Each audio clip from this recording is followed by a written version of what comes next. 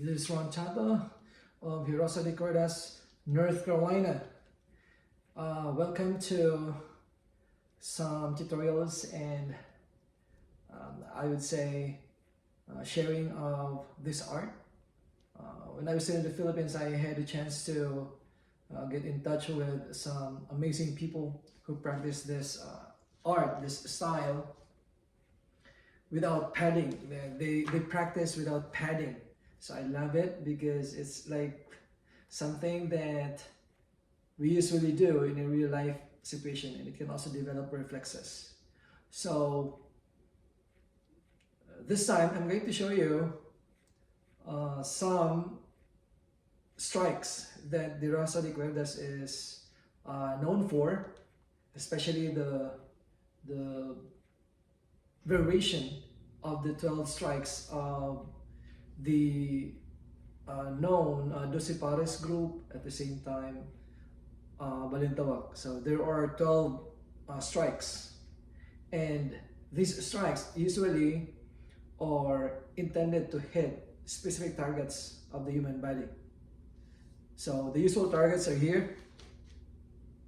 So there's this area, this area, this area, this area right here, then this area, the middle, and then the knees, and then it goes back again to the eyes, both eyes, and then the head. So the variations that Hirosa de Cordas is doing is to minimize the travel time of the stick. So I just minimize it. Instead of doing the strike from this position, we are just doing it from here and then minimizing the travel time, at the same time doing it like in two possible ways for every strike. So if there is like 12 major strike, in Hirosa de Cordas there are 24 major strikes. Why 24? Because there is a forehand strike, and there's backhand strike. So let me show you what I really mean. So there is, if we are trying to hit the head, we have the forehand with this, just like a tennis racket. So this is forehand, right? Forehand for tennis. But here, this is from the wrist, and the forehand is like right here. 180 from 180 degrees angle. 180 all the way to the target. So basically, the point here is this point of the stick has to face, or has to point to your target. Let's say my target is the head. This has to point there. And then the tip would hit the target if I'm going to just twist my wrist all the way to the target like that. Okay? Like that. So that's forehand. So if I'm going to use that forehand strike here, it's just from here. Forehand is like that. That's forehand.